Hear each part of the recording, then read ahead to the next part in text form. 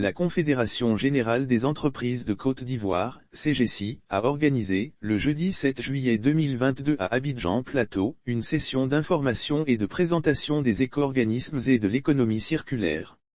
Un atelier de sensibilisation des acteurs du secteur privé en Côte d'Ivoire sur le concept des éco-organismes dans les secteurs des déchets a eu lieu, jeudi 7 juillet 2022, à Abidjan Plateau. Organisé autour du thème « Sensibilisation sur le concept des éco-organismes dans les secteurs des déchets plastiques, D3E, de BTP, pneumatiques, huiles usagées etc. », cet atelier fait suite à la COP26 de Glasgow en Angleterre sur le changement climatique où la Côte d'Ivoire a réaffirmé son engagement à réduire ses émissions de gaz à effet de serre de 30,41% et à produire 45% de son électricité à partir des énergies renouvelables d'ici 2030 et à la 15e conférence des parties sur la désertification, COP15, avec l'initiative de la Côte d'Ivoire au niveau de l'Abidjan Legacy Programme à destination de l'ensemble de la planète. La formation à l'exemple le président de la commission EQHSE, Énergie et Qualité Hygiène Sécurité Environnement, de la CGC, Koutoua Claude a indiqué que l'atelier a pour objectif d'offrir une lucarne aux acteurs de la chaîne de valeur des déchets plastiques, équipements électriques et électroniques, bâtiments et des travaux publics, huiles usagées, pneumatiques, pour comprendre et intégrer le projet d'implémentation des éco-organismes.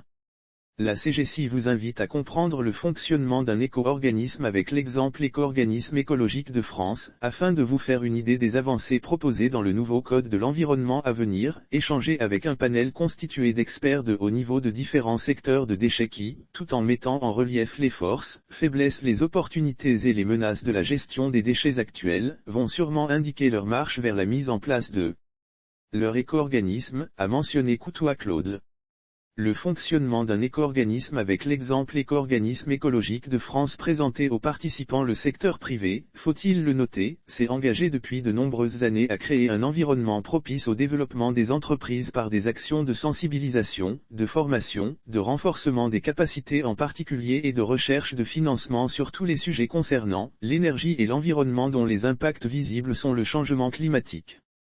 L'objectif de ces initiatives vise à aider les entreprises à être compétitives, à réduire les coûts de facteurs, à mettre à leur disposition les ressources humaines capables de mettre en œuvre les réformes organisationnelles, institutionnelles et réglementaires.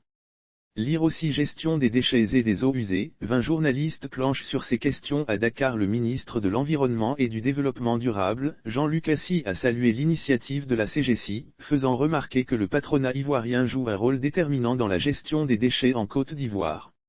Le ministre a indiqué que la mise en place des filières de gestion des déchets permettra d'assurer une bonne gestion des déchets en Côte d'Ivoire. Jean-Luc Assy a plaidé que soit mis en place un partenariat public-privé fort pour assurer un environnement sain en Côte d'Ivoire. Présentation des éco-organismes sur invitation du ministère de l'Environnement et du Développement durable, la CGC a pris une part active aux travaux de validation des textes de l'avant-projet de loi portant Code de l'environnement. Cette loi devrait permettre de disposer des outils juridiques nécessaires pour faire la promotion de principes de la responsabilité élargie du producteur, REP, avec la mise en place des éco-organismes dans diverses filières. Les éco-organismes sont des structures à but non lucratif, créées en vue d'organiser la collecte, le transport, le traitement, la valorisation et l'élimination des déchets des produits et équipements en fin de vie. Les éco-organismes sont des structures à but non lucratif, créées en vue d'organiser la collecte, le transport, le traitement, la valorisation et l'élimination des déchets des produits et équipements en fin de vie. Ils sont mis en place par ceux qui mettent les produits / ou équipements sur le marché. Ces producteurs transfèrent ainsi à l'éco-organisme leurs obligations réglementaires d'enlèvement, de traitement, de valorisation et d'élimination de leurs déchets, moyennant le paiement d'une contribution financière appelée éco-participation ou contribution. Par ce transfert, les entités pourront remplir collégialement leurs obligations de collecte, de traitement, de valorisation et d'élimination des déchets, ceci à un coût maîtrisé pour l'ensemble de la chaîne de valeur. Lire aussi un Ivoirien fabrique du carburant économique avec des déchets plastiques recyclés agréés par les pouvoirs publics sur la base d'une convention d'agrément précise. Les éco-organismes sont soumis à une obligation de moyens et de résultats, l'État fixant les objectifs. En Europe, les éco-organismes sont agréés par un arrêté interministériel et sont soumis à un cahier de charges dans lequel leur sont fixés des objectifs en matière de collecte et de recyclage des déchets. Pour fonctionner, l'éco-organisme doit s'appuyer sur un réseau de prestataires, sous-traitant dans la collecte, le transport, le traitement, la valorisation et l'élimination des déchets. Le développement des éco-organismes offre au secteur privé et public, le dispositif idéal et durable permettant grâce à la mobilisation des parties prenantes d'éliminer les déchets.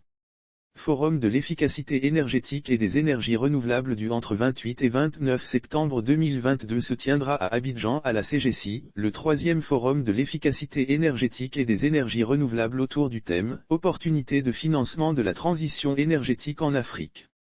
Ce forum va permettre, autour de conférences-débats sur diverses thématiques, des sessions B2B et une exposition de solutions technologiques aux différents experts, de disposer de solutions technologiques ou de bonnes pratiques et d'identifier les mécanismes de financement verts ou autres pour financer la transition énergétique des entreprises.